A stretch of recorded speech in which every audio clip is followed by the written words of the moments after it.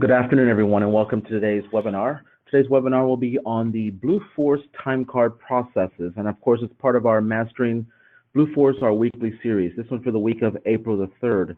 Now, as we go through today's session, and as we do with all of our sessions, we do currently have everyone muted. So if at any point there are any questions, any concerns on regards to anything I'm talking about, please go ahead and type that question in the control panel question area, and I'll address that at the appropriate time during our call. Now, as a reminder for everyone, these webinars do occur every Tuesday and Thursday, every week, twice weekly, just with different topics every week, in which it's a part of a series that we'll have ongoing that's set up to provide you, the user, the knowledge and critical tools needed to easily and efficiently master the Blueforce system. Now, all webinars are being recorded and will be posted on YouTube following today's session, as well as all the documentation will also be provided to you online as well for your reference. Now, for today's session, our session actually came about because of some awfully good suggestions that were provided in the survey that I passed out sent out about 3 weeks ago. And in that survey, I asked all of our Blueforce users to just take a moment and put in some suggestions as to some topics or areas that could benefit them. And kind of from the feedback, I put together this particular session in which it's going to be around timecard processes. And when I talk about timecard processes, I'm referring to four key components, and those components are reason codes. And reason codes, as you know, are required as you go through the system to let you know, kind of the reasoning why you made a change or why you edited a time card. Secondly, audit trails. We'll go through the little functionality of audit trails so you kind of understand where you can kind of see edits, why they were done, how they were done, and who did them. So audit trails, we'll go through that discussion. Then we'll go into time allocations because we can allocate time in the system after the fact many different ways. Whether it be, obviously, you want to add a work order, you want to break out your time amongst multiple jobs, a couple of different variations there. So we're going to talk about time allocations. And then we're going to wrap up our call today with a discussion on mass PTO upload. Many of you like to go in there and take care of your personal time off entries in the Blueforce, and you like to do it one by one, and that's perfectly fine. However, I'm going to show you a faster way of doing it, in which you can upload PTO in mass. So basically, multiple employees at at the stroke of one key or one click on your mouse. So as we go through, these are the time card processes that we'll be focusing on today's session. All right, well, let's get started, and with our first process that we'll cover today. That process is going to be on reason codes. Now, as I mentioned, as you're kind of already familiar with the Blueforce, every time you go into the edit time card field and you go in there and try to, edit the time card in any way, whether it be the job, the task, the work order, or more specifically, obviously, the in or out punch, you are asked to enter a reason code. And the reason codes are there as a purpose to let us know, as not really let me know by specific, but us as in general, as users, know why a change was made to a particular record. So reason codes basically are any and all changes in the Blueforce Timecard module will require a selection of a reason from that valid reason code list. Now, users cannot simply type in their own reason. They have to actually select one off the list. And this change is required for better reporting and accountability, i.e. the audits that we do, and provide a path for forthcoming attendance policy tracker. Now, I'll just mention real quick that going forward here in the near future, we will have this new piece of the Blueforce system. It's attendance policy tracker, which allows you to kind of put some a little more detail into our attendance. So we can actually go in there and assign points for any time someone's late versus points when they're not. They call in sick or they, don't show up for their job. A couple of different variations there. And these points can accumulate to lead to some type of disciplinary action. And that's a attendance policy tracker that we're looking at doing later this year after we've done an upgrade to our system, which will come later this fall. But that is something that's kind of guiding us in that direction. Now, the reason codes specifically, as we'll show you here momentarily, there are quite a few reason codes. I think there's like 12 in their system, but there are all there for different reasons. And we're going to go through each of them and and I'll provide you a definition for when to use each one of those scenarios. But bottom line, reason codes are important as you go through the edit timecard features. Now, as I mentioned, you're going to do this off of the timecard. So step one, you're actually going to go to the timecards module. Once you're in the timecard module, you're going to see this same screen here down below. You're going to go to your timecard and check mark the one that you want to work with, the one you're actually going to edit. And once you check it, you're going to go to step 3 there, and you're going to click on Edit Selected Timecards. Now, what this is going to do is going to drop you into the edit mode, where you can now actually see the timecard that you've selected, and you can go through and either change the job, you can change a task, you can change the rate type. I wouldn't urge you to change, obviously we don't want to change times in the system, but if that is what you choose to do, you are able to change your time in and time outs there. You can add a work order if need be, but any change or any touch of the employee's time card will require a reason code from the drop-down list. If you choose to try to move on without a reason code, the system will not save your edits, and you will see a nice little red circle that would appear right to the far left-hand side of the time card screen. Now, that little circle I'm talking about, this is just a screenshot I can't show you here, but it'll appear right in here, and it'll be nice and red. It'll be a nice little circle letting you know that there is an issue with that time card. Now, whenever you see those little red circles, just go ahead and put your mouse pointer right on top of that. It'll pop up a little message letting you know what exactly you are failing to complete, in this case, the reason code. Now, as we move forward here, you're going to see the reason codes there. You'll see a little drop down of the different reason codes that are available to be selected. Now, as you go through here, you'll see that there are different reason codes, and they're kind of broken out by, I guess we can say by scenarios you'll use those reason codes for. So, like for example, the first couple of them that say add, these that say add are there for a reason, because this is where you actually would add a manual punch into the system. And there's kind of reasons why you would enter a manual punch, and I'll explain these momentarily. The next two are a variety of selections where we're going to go and correct something. For example, correct the job, change it to the correct job, change the time to the correct task, change the punch time, change the meal break. Those are correct hours. The next couple ones, and actually I'll just group the last of them together. Those are some unique ones that typically you don't use from time to time, but their functionality is there if you choose to use them. So those last 6 we'll kind of cover a little separately from this first 7. That way we can keep that break. I can guarantee that most of you on the call are familiar with the first 7 because you use those all the time. But those last ones, most of our team from our IFS division have been using that. But I'll explain those, and you might have a benefit using them going forward as well. So let's go for that first section, first section of reason codes. And let's go to that first one. The first one is the add manual job hours. Now, add manual job hours, and notice in the parentheses it says approved manual jobs only. What that is telling you is those are only for those jobs where we're entering manual time in the system, because those jobs have been deemed as manual jobs. And the reason for those is because there's no time collection system available, so employees can't punch in and punch out on their own. And typically it's for sites that, like our low margin sites, maybe we don't have the low margin jobs, bottom line, or there's situations where maybe the costs outweigh the number of employees or the usage of the system. So to those scenarios, we do ask to let us know which ones are those manual jobs that you have out there.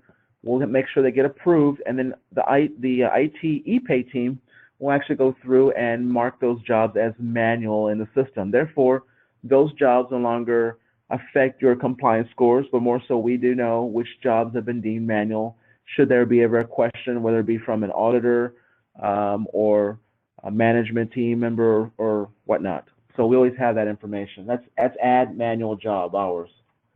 The second one is add miss punch. And add miss punch, you'll see there's a couple of them. There's 4 of them that are labeled the same way. But in parentheses, this one says employee fault. This essentially says that the employee forgot just to punch in and punch out, and you need to go and enter the start or the end time in the system. So employee's fault. Miss punch system issue. It's just basically stating that there's an issue. For example, maybe the phone system wasn't working, the Fonen system, or maybe the Walter system wasn't working. You would go ahead and select those scenarios for that reason. Now, it is important as I go through these that you do choose the correct reason code, because we like to go through and see how many system issues do we really have this year, and how many are this month, and and what jobs are seeing more of this than others, because it could be an issue, a legitimate issue with the Walter time clock, and we may have to switch that out, or we can just see sporadic usage of that and kind of figure that maybe someone's just abusing that reason code. So make sure you choose the correct reason code as we go through this. The next add miss punch would be for a new employee. So basically saying that a new employee starts, gets hired today, gets sent right to the job site and start working. However, in that certain scenario, for whatever reason, HR has not completed the hiring process. So to that, we need to mark it as a new employee, so that way they have that mispunch noted correctly. Work-related.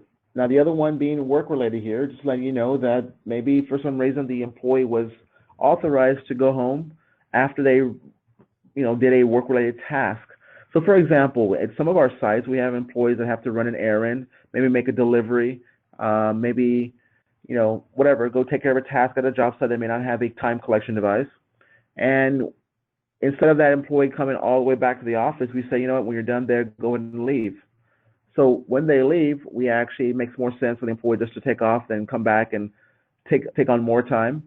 And an added miss punch like that is considered a work-related scenario, so we'll just mark it as add miss punch work-related. The last two are actually pretty popular because we actually have the ability to go in there and move around time if we need to. I'll talk about that in our allocation piece a little bit. But if you ever need to go in there and correct an employee's job, maybe the employee punched into the wrong job or punched into the wrong task or forgot to put a work order, anything like that, when you want to correct the codes, you would just go in there and mark it as correct codes. Now, this doesn't affect, it's not a manual punch or a time change or anything, because you're not affecting time or doing a manual entry here.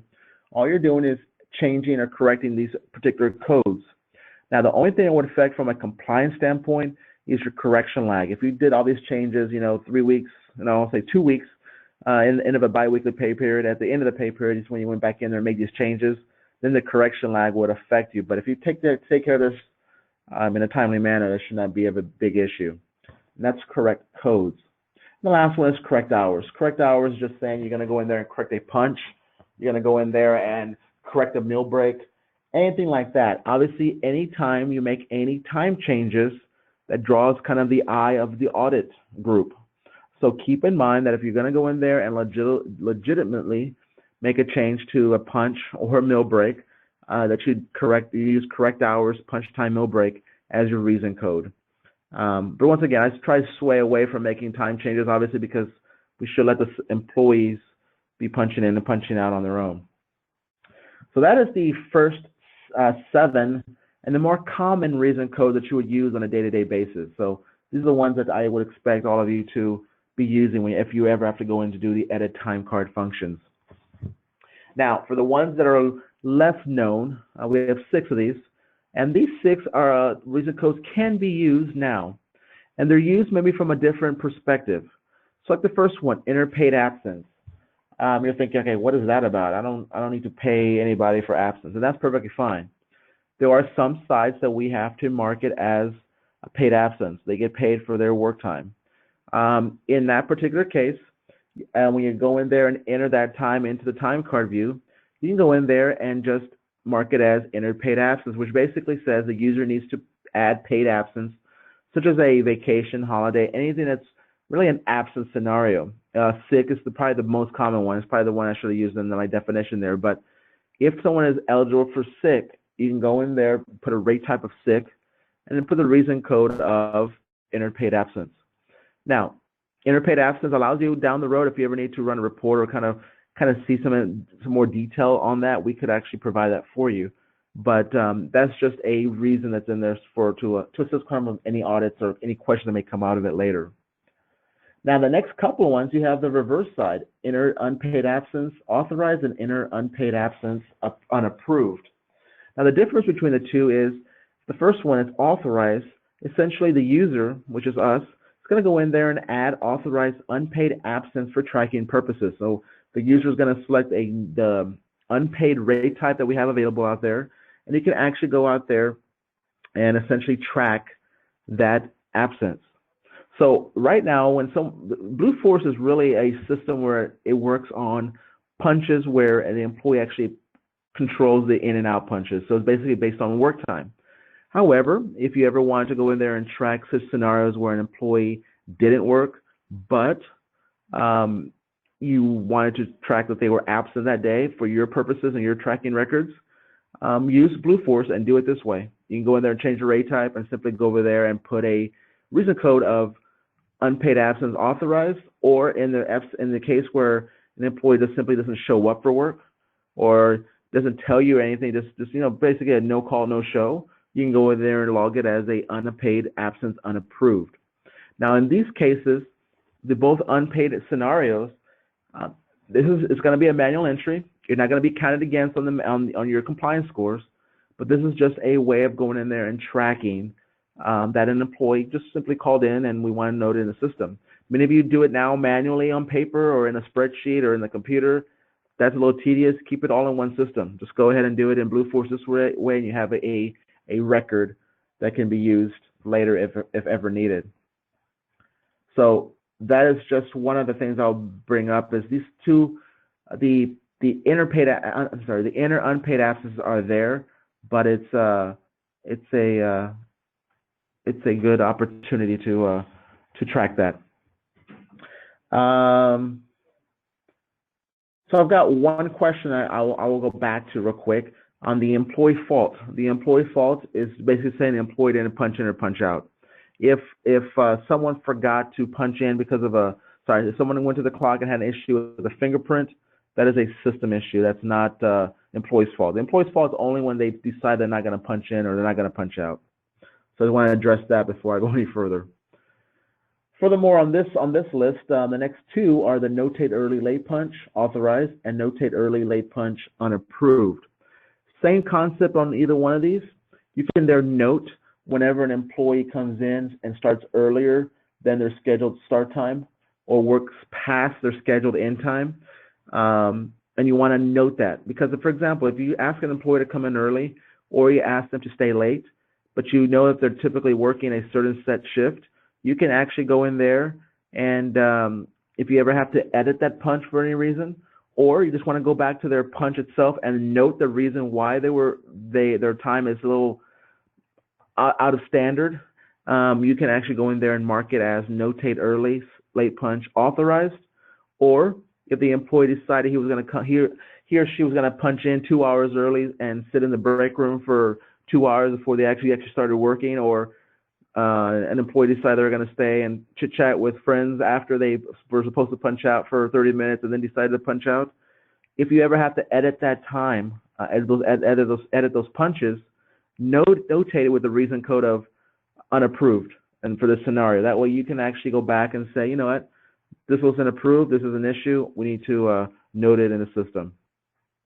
Now, for right now, these reason codes don't do anything. They're there for informational purposes. But like I said, going forward, there is a attendance tracker that will be very similar to these reason codes that will actually serve a better purpose and actually allow you to do a little bit more with it. But we'll get to that down as several months down the road. And the very last one is zero time card. Now, typically, we have this one in there because we find a lot of users really not zeroing out a time card correctly. And the correct way of doing a zero out time card is actually going back to the time card screen. And instead of clicking on edit time card, you're actually going to go out and select zero out time card. And that actually wipes out the record altogether. All too often, if you go in there and simply try to go and match an in and out punch at the same time, for example, employee punched in at 8:01, didn't punch out, but you want to zero it out, so someone goes in there and puts an out punch of 8:01 manually, that essentially creates a zero time entry, but it also sometimes causes an anomaly where you're now looking at, you're reviewing your timesheets and it's still showing you as an open punch. So, you want to probably not do it that way. If you want to truly zero out a time card, you want to go off the zero out time card option off the time card instead. But nevertheless, these are the reason codes kind of going through here today to show you we do have a variety of reason codes that are available for you. It's just a matter of what is the scenario and how much detail do you want to track it. So these, once again, these 6 on here are valid reason codes. They're typically noting scenarios where we've edited a punch because an employee came in early, stayed late, that was either unapproved or authorized, or in a sense where an employee simply just didn't show up, and we want to mark that it's an unpaid absence. Now, note going back to the unpaid absences, if you go in there and put in time and note it as an unpaid absence and use that rate type of unpaid, the system will not pay them. The hours you put in there, for example, 8 to 4 is the normal shift that this employee works. It's going to show up as 8 hours in the system as unpaid, just as 8 hours are there for your reference only. They're not going to get paid. I can't stress that enough. Good question that just also popped in was in regards to vacation time. How do I handle those with a reason code? Well, a vacation time is actually entered straight on typically the PTO. The best way to do that is off the timesheet view, because typically we say that unworked hours, scenarios like personal time like that, go to the timesheet view, just go in there and put in the number of hours on that given day. So 8 hours of vacation time. And for vacation purposes, just so you know, we do track by day. So if he took a week off, 5 days of vacation, you'd go to the timesheet and do 8 hours on Monday, 8 hours on Tuesday, 8 hours on Wednesday, etc., to cover daily hours. So that's always entered timesheet. You can do the same functionality in the Timecard, and I do understand that. However, when you go into the Timecard view, you physically have to put an in and then physically put an out punch. Whereas on the timesheet view, you just put in 8 hours. So whatever you feel more comfortable doing, but I think I've kind of instructed on these webinars, the best route to handle that is the timesheet view. So that kind of wraps up my discussion on reason code. So very good questions that were asked for that piece. Our next piece is going to go into our next Timecard process will be the Audit Trail. Now, the Audit Trail is nothing more than a kind of a list by list action item list of anything that was done to an employee's time card. Audit trails are there for your purpose in the system, and everyone on this phone call, all editors, submitters, and approvers have access to seeing all the audit trails that are available on the time cards. Now, each time card has its own audit trail, so you can go through and see the original punches an employee did, kind of go in there and see any edits that were done to those punches. From there, any changes that were done to any task, job, work order added. And all along the whole time, you can see when it was done and who did this. So that is important because you can now take that information and apply it later and find out, any questions an employee comes back and says to you, I didn't get paid correctly. Well, let's go look at that time. Look, this time card was edited. Why was it edited? And you kind of go through and see the whole entire history of that punch. So what is an audit trail? It's nothing more than a sequence of time card entries that validates or invalidates the employee's final timesheet. Now, obviously, it's going to show in chronological order when the time punch occurred, where the time actually originated, and you can actually note any subsequent manual changes. It is important to understand that you can quickly go to use the audit trail to find out if the employee used a time clock, if they used the phone-in system, they used a MobilePunch, and then from there to see who made any adjustments to that down the road. So the value for everyone on this phone call is, why do I care about the audit trails? Well, it's going to give you the ability to prevent and more so catch any fraud that was going on, whether it be by an employee or the employee's best friend who's a supervisor at the site and whatever it may be. You can go through the audit trail and note all that. Also helps you to ensure that the employee gets paid correctly for all hours worked, and also more specifically track any concerns you may have when dealing with your compliance scoring. I know from the ePay team's perspective, we always get questions as to, why was this changed or who changed the time and why is my time change score so low? Well, we can actually drill down on those reports, but all that comes from the audit trails. The audit trails gives you all that detail, and you can actually go through and curve a lot of that bad habits that are going on in the field. So kind of what I'm talking about the audit trails is you can quickly see when you go to the time card view that you have your punches here. I use some examples from our Houston office. And in our Houston office, you'll see there's a kind of a mixed match. You'll see some green punches, you'll see some yellow punches, some orange punches. The yellow punches, whenever you see that anywhere in the system, that is letting you know that someone somehow went in there and created a manually inputted punch. That means that the employee did not punch in or out for those punches, that something in the system generated those manually. Now, it could be One of us as a user is going in there and adding a missed punch for an employee. It could be yellow because someone went in there and used the split function, which is a perfectly fine function to use. The yellow is just saying that it was manually entered by some means other than the employee controlling his or her punch. Those orange punches now that you see there are changes made to existing time. Whether they were initially made manually, whether they were actually done by the employee initially clocking in on the phone system or the time clock, some change was made to that time. That's why they become orange. Now you'll see other colors. You'll see greens. You'll see other blacks. You'll see different colors pop up on your screen. But the greens are good. Greens are the phone-in punches. They're saying that employees successfully use the phone-in system. But regardless, if you have any questions other than the yellows or the oranges that are on the screen here currently and noted, up at the top left-hand corner, you do have a nice little link called Timecard Legend. At any point on the Timecard view, you can click on that legend and it'll pop up all the different colors and the different time collection methods, and you can kind of see what color means what, and you can kind of determine from there what needs to occur going forward. But bottom line, I would say focus on the yellows, focus on the oranges, because if you ever see oranges, that's letting you know that someone has made changes, and that's the big no-no here, made changes to an employee's time. All right, so moving on to the next slide here, you'll see that whenever we go in to see the view audits, we're going to actually do that off the Timecard screen again. And from the Timecard screen, if you look at your individual Timecard lines, you're going to see over the far left-hand side, you're going to see a button called View Details. Now, right to the right of View Details is that little black little arrow. That little arrow, when you click on it, it's going to pop up that submenu on the screen. This submenu will then provide you some different options, depending on what kind of punch it is. Now, most punches will give you those three options. If you're using the MobilePunch option, MobilePunch devices, and your employees are punching in and out on the MobilePunch, you will have the first option on this list would be View Map, which allows you to see the punches of where those actual employees were when they punched in and out. Now, if you're using the Walter, the Fonen, or the WebPunch, your screen will look very similar to what you see here, where the first option says Split Timecard, but that second one says View Audit. And lastly, View Allocation. But View Audit is what we're going to talk about right now. View Audit allows you now to go in there when you click on it, see kind of the history of that punch. So looking at the bottom of the screen here, the bottom of the screen will show you two lines of entry. And this is a View Audit screen. The most recent punch at the very top would be what is reflected over on your Timecard screen. So if you go to your Timecard screen, pull up this punch that was occurring back on January 22nd, 2016, I can actually guarantee that this is the line you will see in your Timecard view.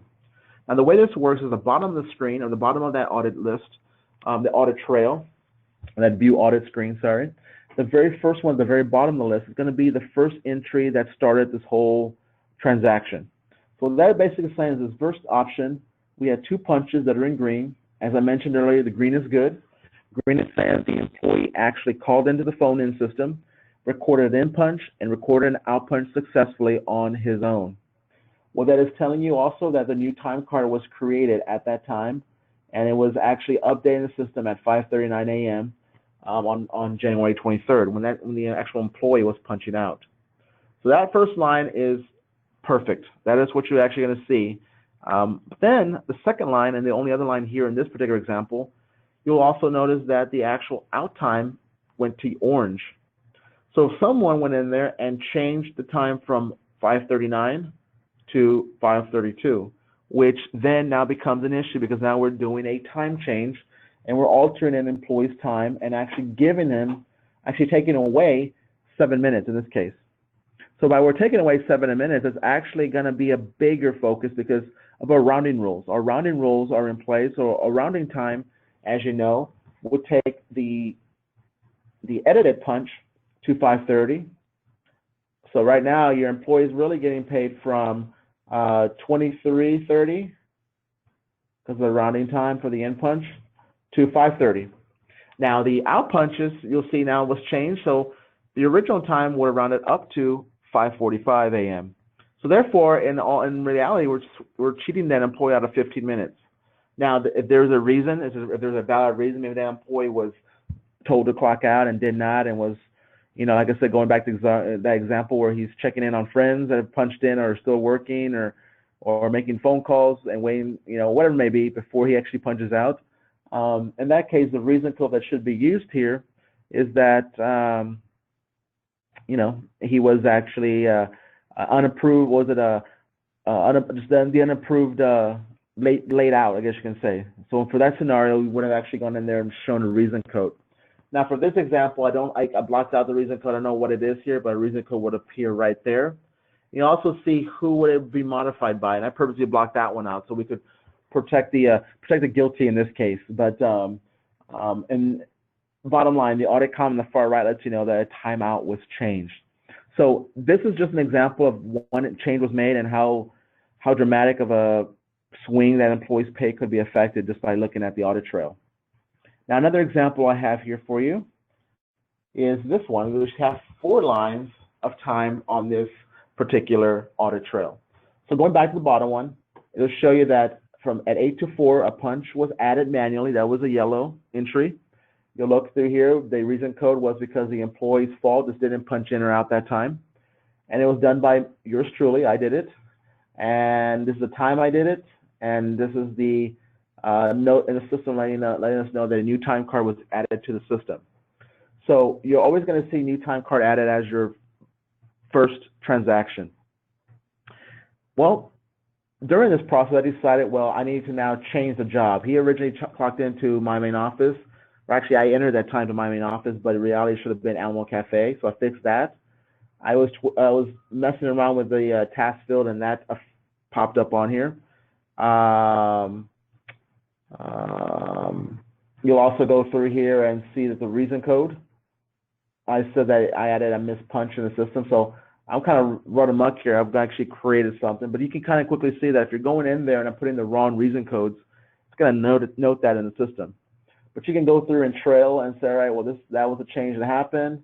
Number 3 here, looks like I changed the work order on the task, or changed the task again to another work order for some reason. Put in another fictitious reason code, and the system is telling me, well, I know what your reason code is, but this is what actually occurred. So it says that you're actually changed task. The system knows. But bottom line, I can go through here and see all the changes that are occurring and how I'm fiddling with the employee record. Now, if our group audit were to come in here and say, you know what, we need to talk because we got an issue here. Can you show me some other information as to why you're doing this? Then you're going to have to kind of explain a little bit more. It'll be better not to have to explain by just putting the right reason code and have everything correct the first time being done here. Would it be manually or some type of edits having to be done in the system? So that's the audit trail function. Once again, it's a powerful feature. Allows you to go through there and kind of go through and just take care of business per se. So you can go through at any point, whether it be a supervisor or a manager or you yourself, you can't remember why you made a change. The audit trail is always going to be smart enough to tell you what's going on. Our next piece is going to take us into our time allocations. Now, time allocations is important because obviously it's very important that we allocate our time to the proper job because we have job budgets in play. Our labor budgets are built out, and we want to make sure that we're not going over on our labor budgets and we're coding our time correctly. But more so, we have other reasons because obviously our time in some cases is billable back to the customer. So we want to make sure that everything shows up correctly on Blueforce, so when it gets over to J.D. Edwards, kind of through our payroll processes, our time gets over there, that it's coded correctly and it gets paid out correctly out of our J.D. Edwards accounting system. So the process of moving or allocating time to the correct job is the essential part of our business. So allocations ensure that we properly charge labor against a certain job budget, as well as ensures that we bill back a customer when needed. And that's the key part, when needed. We do understand that most of our accounts, we probably don't bill back. However, if we do have a cost plus account or we have a situation out there where we're doing maybe one-time jobs or extra work for the customer, we want to make sure that everything is allocated properly. That way it shows correctly. If we don't allocate it properly or allocate it to the right job, then ultimately at the end of the day, it makes it look like we're losing money on a job, or on the flip side of it, it actually looks like we're actually making too much money on a job. So a lot of other questions get raised, and customer can then come in and say, you know what, shows reports, how many hours you're using, shows reports on kind of how you're, kind of the labor we're accounting, etc. And they may balk at it because now we've coded it wrong, and now when they see these numbers, they're saying, we're not paying that much. Our agreement was only to pay X amount. So now we're losing money. It kind of goes to the flip side there. So a lot of things can come out of this not allocating our time properly. And for those that are on the call that have access to the Hubble dashboards, and those are pretty much our district managers, our general managers that are joining us today. You do have access to those, and then obviously you can pull up the monthly labor forecast dashboard we have there, and that tracks and kind of lets you see a lot of that detail from an audit trail perspective. But you can actually see where your employees are punching in, punching out, where everything's coded. You can see all your timesheet entries for a job. A lot of information comes out of there, and it becomes important that allocation of time in Blueforce is done correctly. So when you run those reports, your information is also correctly.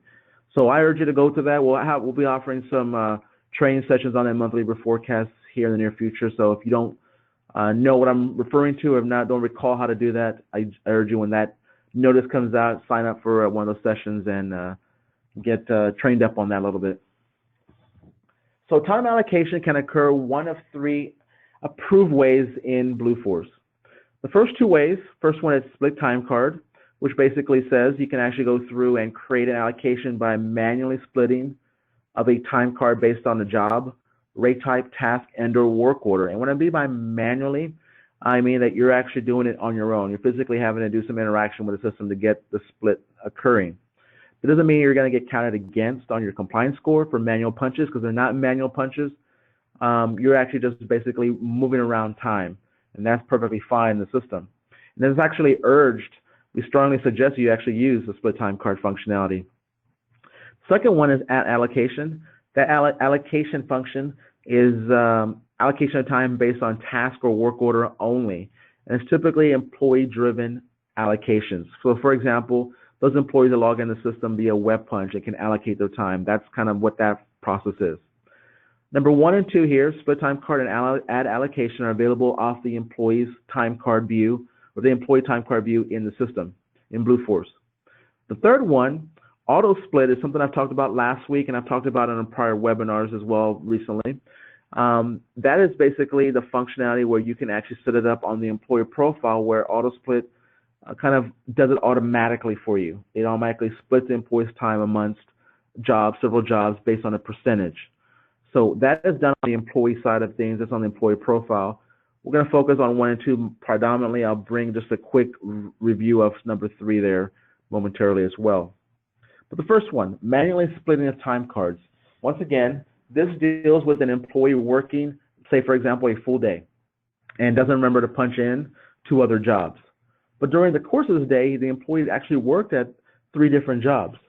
In this case, manually splitting a time card, you will use this process of splitting in Blueforce, allowing you to now take the total time the employee worked and reallocate it amongst 2 jobs, 3 jobs, 4 jobs, however many multiple jobs as needed. So essentially, the employee has clocked in at, let's say he clocked in at 8 a.m., he clocked out at 4 p.m., and during the 8-hour time frame, he worked 4 different jobs. Well, the option of splitting time cards here allows you to take those 8 hours and reallocate that time however you want to. If you want to put 2 hours on one job A, 2 hours on job B, an hour on job C, an hour on job D, whatever it may be, and then maybe the last 2 hours on job E, whatever it may be. But regardless, that's the functionality of splitting a time card. Now, this is perfectly legal. This is legal in the sense you're not going to get penalized on the e-pay compliance scores. We actually urge you to take the total time and reallocate it via split time card. If you go in, and once again, split time cards is taking total hours. We're not messing with the employee punches, and that is the key here. When you're going in Blueforce, we do not want you to mess with the employee punches. All we're doing is taking the total time and redistributing it. And this is based on the functionality of straight hours, or essentially worked hours. So the only thing here to make this work is the employee is required to punch in and out. So my example here down below, if this employee actually punched in at 6, punched out at 10, for a total of 4 hours in the system, but you wanted to reallocate it that time amongst 3 jobs, we can go into the system, use split time card, and then choose job 1, which is that job ending in 9851, allocate 1 hour there. The next job, 9852, put 1 hour there. And then the last job, 8890, and put the last remaining 2 hours on that last job. Once again, you didn't mess with the in punch, you didn't mess with the out punch. All you told the system is to kind of redistribute or reallocate those hours to the 3 different jobs. So to get this going on, you're going to be doing this process in the Timecard View in ePay, Blueforce. And then from there, you're going to actually go in there and essentially go to that timecard line. In that timecard line, you're going to go in there and hit that little black arrow once again, like we went to View Audit momentarily a few minutes ago. And when we go and click on that little black arrow, we're going to get an option to split timecard, very first one on the list.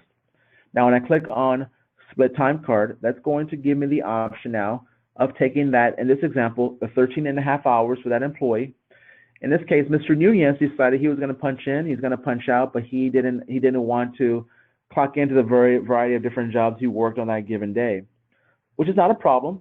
So in this case, someone being an editor, submitter, or approver, all of you on this phone call, will then take the screen that will be provided for you, and you'll see the before screen kind of in the background there. The before screen will show you that the employee punched in 7:35, punched out at 21:04 for a total of 13 hours, 29 minutes. And that 13 hours and 29 minutes there, if you look, actually is down in this before column. So that's letting you know that right now I have 13 hours and 29 minutes to allocate as needed. So what I would do is then come over here to the after screen. And now at the bottom of the screen now, when I'm at the after view, I can actually go through there and say, of that 1329, once again, 1329 was the original hours. And once again, nowhere in the screen are we messing with the in and out punches. So that is the good thing. They're there as a reference only. I can take that 1329 and then break it out accordingly in this little after section on the right-hand side of the screen. So what that says is I can say the first job on the list here is grayed out, and it's grayed out because that is the employee's job that they actually punched in out of. So the system says, I'm going to leave it grayed out so you know which job the employee actually punched into. But for your references, I can then tell the system, I only want to put 5 hours of time to that job 1. Then I'm going to pick a different job off the list here.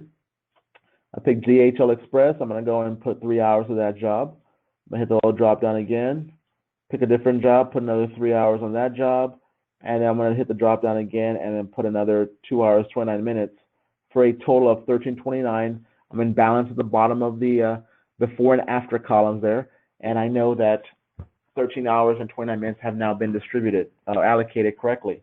The only thing that I have to do lastly is to hit save, and then I'm done. Now, the way this works, the system then goes back into Blueforce. You're going to go back into Blueforce. You're going to notice that the system has created some yellow punches. That is perfectly fine. As I mentioned, those are manually generated punches that are created by either a user or by the system that were not generated by the employee themselves by punching in and out on their own. So that's perfectly fine. The scenario in the background that runs you don't really see is that the system is tagging these as created by split punch. It's a little note that's being created on all these entries. Therefore, you won't be counted against on your compliance scores for any manual punches that are created or you think are being created. And secondly, you don't get penalized for time changes because you're not changing time. You haven't touched the employee's in or out punch. You just redistributed their hours. So all in all, that is your split time card. It's a very simple function that I urge everyone to use. Now, the question that always comes out of this is, well, I have 13 hours and 29 minutes that I've allocated. What is the deal here when it comes to lunches? You know, the lunch rules are in here. What's going on? Well, you can actually keep this in mind. The lunch rules are based on the job itself. And if we have a rule that says, you know, after 6 hours, deduct 30 minutes, the way this works is the system actually goes through and on the same premise there, looks at where that 6 hour mark is achieved, and then deducts the 30-minute lunch from that point in time. So the way it would work is if you only allocate 5 hours to job 1, the system is still looking for 6 hours, knows that 6 hours isn't applied yet, so no lunch applied to the first job. Then it'll go to the next line and say, all right, we're 3 more hours, that's a total of 8. Wait a minute, the rule says after 6 hours I need to deduct 30 minutes. So when you go to the timesheet view, you're going to see a lunch deduction on this particular job because there's a second job in the list, and that is how it works. Now, keep in mind that if for some reason you're just basically allocating time, we don't have to be exact and say that this is the order the employee worked. It'd be nice to have it that way, but we do understand that some jobs you may have a little bit more leeway to take that lunch deducted from it, whereas others you may not want to have lunch deducted from it. So you can control the entry of this split time card in any way, shape, form. The key thing to keep in mind is the way the hours are entered here in this particular column. If you have any lunch rules, that's what it's looking at. And I bring that up on this call not because a question was asked. That's typical. That's a general question that we hear about weekly on the ePay team. So I want to just bring that up and address it because it's important to know that the way these splits are created is how the system will actually apply those other type of rules that we have in play. So let me move forward. Here we go. The second option is to add allocation. Now, the difference between a split time card and add allocation will boil down to what you can allocate to. Now, if I go step back real quick, before I go any further with add allocation, if I go back one slide here, you also notice here that you have the ability to change your task, the work order, the rate type, and even the job. So you have 4 different things you can actually kind of change and edit as needed when you're doing your split time card.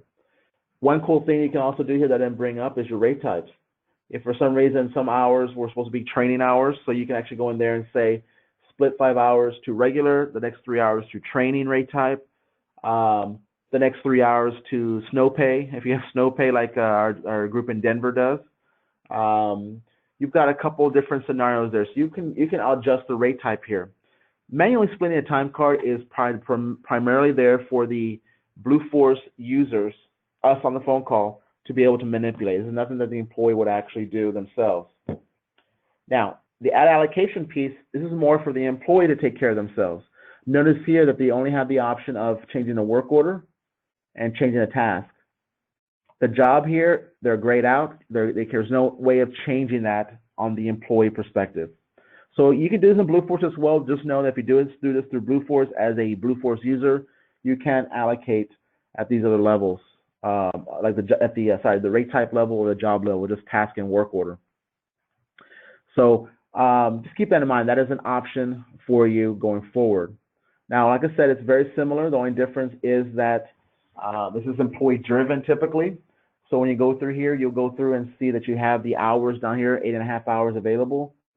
And same thing, you can go through here and allocate the 8.5 however you want to. So I can say 5 hours worked here, 3.5 were worked here for my total 8.5. And one of these I can put a work order here too if I need to.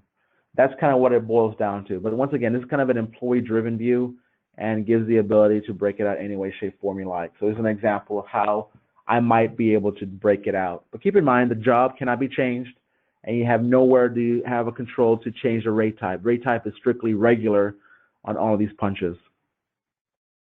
And that's add allocation. Once again, that's also available off of the View Details button on the left-hand side of the employee time card. And then lastly, auto split. Now, as I mentioned, auto split is there on the employee profile, gives you the ability to go through and split hours based on percentages. The only thing the employee has to do is clock in, clock out, and the employee works, like my example here, for 4 hours. The system will then take those 4 hours and split them amongst whatever we set up on the employee's profile under the auto split tab. So in this case, I can tell the system, and this is a good thing for the route employees or employees that work that's kind of the same, kind of sort of set schedule every night. That way when they go job to job to job, they don't have to punch in and punch out all the time. All they need to do is maybe when they leave the warehouse or leave your office, they punch into the first job.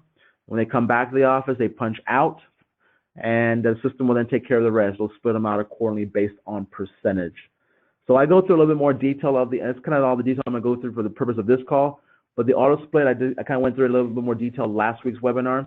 So if you have any questions, concerns, obviously you can reach out to their ePay team. We can assist you. But more so, you can go back to that webinar as well from last week on YouTube and kind of review that piece on auto split. All right, our last topic today, and we'll wrap it up after this. This is going to be our last Timecard process, and that is revolving around mass load, upload PTO. What that does, it gives you the ability to take your PTO scenarios and send them into the system kind of en masse. So instead of going and maybe you have 100 employees, you have to add 8 hours holiday to each time a holiday comes around. That's a union rule. I have to go in there and put 8 hours each time. You can do it individually if you want to, but Mass Upload PTO gives you the ability to do that in mass. So I could select all 100 employees and push that over at basically one keystroke. So it's a quicker process, and I urge you to do it this route if you feel comfortable doing it. Obviously, if you send over the mass load and you didn't mean to send it to all 100 employees, you'll have to go into each time card line and wipe it out. That's the only caveat to that. But it's a very simple process I'll go through and show you how to do. So for Mass Upload PTO, the primary purpose here is the non-worked hours. That's why it's PTO is in the name of this process. So if it's a personal time off rate type, or related to a personal time off rate type, it'll be allowed for you to do that. For example, your holidays or any PTO rate type. Now this can be used in advance of the holiday. So the example I gave on Tuesday's webinar is, Memorial Day is coming up. I know a lot of us have to use Mass Upload PTO for that purpose, but we actually don't do this until after the fact.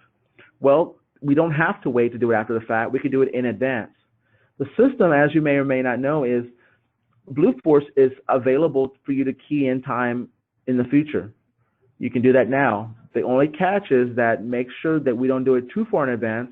That way we're not adding time for someone that's already is going to be terminated come Memorial Day, or obviously Christmas is too far out to be doing loading time to now. But nevertheless, just keep that in mind. You want to do it in advance, but you don't really want to do it too far in advance. And this functionality is really only available to those on the phone call that are submitters with pay rate and all approvers. So that is the only breakdown here. If you're a submitter and don't have access to the pay rate functionalities, you do not have access to the Mass Load PTO function. And then one big reason is the pay rates, and I'll explain a bit more as you go through this. But to access this is also from the Timecards module. When you go into the Timecards module, on the left-hand side of the window, you'll have some links, and one of those links is Mass Upload PTO. When I click on that link, the system is going to provide me a template where I can now start populating the very top. So those steps 1 through 4 there, the first one is a job. I will pick the job I want to actually upload PTO for, and this is done job by job. So if you have 5 jobs you work with and each have employees are going to be coded separately to these jobs, then you're going to do it one by one, obviously job by job. Step 2, the rate type. You pick the rate type you want to use. In this case, holiday non-work. Holiday non-work means that employee did not work the holiday but is entitled to holiday pay. Step 3 is the date. What is the date that's going to be involved here? In this case, I chose a Memorial Day Monday holiday. And then lastly, hours. How many hours are going to be applied for this employee or the employees for that particular holiday in question and rate type in question. So what I'm going to do is fill those 4 fields in there. I'm going to click on Populate PTO Template. Now what that's going to do for me, it's going to take all the employees that work the job that I selected, so all the employees at my main office here, and it's going to populate them down here below. So down here you're going to have a list of all the employees, and it's going to pre-fill all these fields in there for you. Okay, you haven't paid them yet, you haven't done anything. The system is only going to pre-fill this grid for you, so you are ready for what lies ahead. Now, once it comes in here, you're going to notice that all the rate types are filled in as holiday non-worked. You're going to see the date, all pre-filled for you based on the date you provided at the top of the screen, and then the hours based on what you put on the top of the screen as well. If you enter one of these wrong, is your chance to go ahead and correct at the top again. Come back up here to the top, fix it, and then once you've actually gone through there and fixed it, click on Populate PTO Template one more time, and it'll fix all of this information down here at the bottom for you one more time. Now, moving forward, the next step here is now to tell the system what employees are going to get this particular PTO uploaded to their employee timesheets. So now I can have the option of going here and picking individual employees. Obviously, I'm going to pick myself. I'm on the list. I'm going to pick a few other employees here. I'm going to check them off the list. And if it's just being selective of which ones I want, or I can pick on select all at the very top of the screen, and it selects every employee available for me. Now, for this job, I only have 7 employees that are eligible to work that job. That's why only 7 show up here. But keep in mind, any employee who's eligible to work that job will appear in the list here down below. Now, once I've gone through and selected the ones I want to work with, or the ones I want this PTO to be added to, Then I have the ability now to click on Upload PTO at the bottom of the screen. And by doing so, the system is now going to send that information to the employee's timesheet. So now if I were to go to timesheet view, I would see on 5/29, 8 hours for these employees that I've checked off here. Now, the way this also works as you go through here is that you will see a nice little green little button, or not a button, but a little circle up here to the left of the ones you selected if the system actually accepts your upload. If you see greens there, one of two things it can mean. One of two things it's going to mean. One, A, you successfully uploaded it, but two, it's too late now. You can't go back and take back the check mark because you've already uploaded it to the employee's record. So just keep that in mind. The system automatically has sent that over there when you see those greens. If you had to make a change or delete a line, you have to do that from the employee's timesheet view only now at this point going forward. And that's Mass Upload PTO. And I kind of normally bring that topic up, or I'll send this kind of some notes out when holidays come up. So I'll try to do that, make a reminder to send that out, and my fellow ePay team will remind me that as well. We'll send that out typically before the next major holiday, which is Memorial Day coming up. But nevertheless, this is out here too. So everyone, I urge you to go ahead and use Mass Upload PTO next time. Save you some time of keying in and having to make that payroll deadline, sometimes one of those holiday weeks when it's very short. So it helps a lot doing the mass upload. So as we wrap up today, I just want to say, obviously, thank you for joining us, but I want to point out once again, support, any questions, concerns regards to anything you saw today, help desk ticket, call in that phone number there, and a help desk ticket will be created for you. Now for next week, we'll be covering, our topic will be reports and exporting data. So I'm going to take a step back from looking at different scenarios in Blueforce, and we're going to actually look at reports. How can I get a good report? How can I export data? Kind of some of the other benefits of that. It should probably be about a 30-minute webinar, more or less, but we'll go through there and kind of show you some of the options that are available. But once again, thank you for joining us today on our webinar, and we'll catch you next week on our continuation of reporting as far as part of our Mastering Blueforce, the weekly series webinars.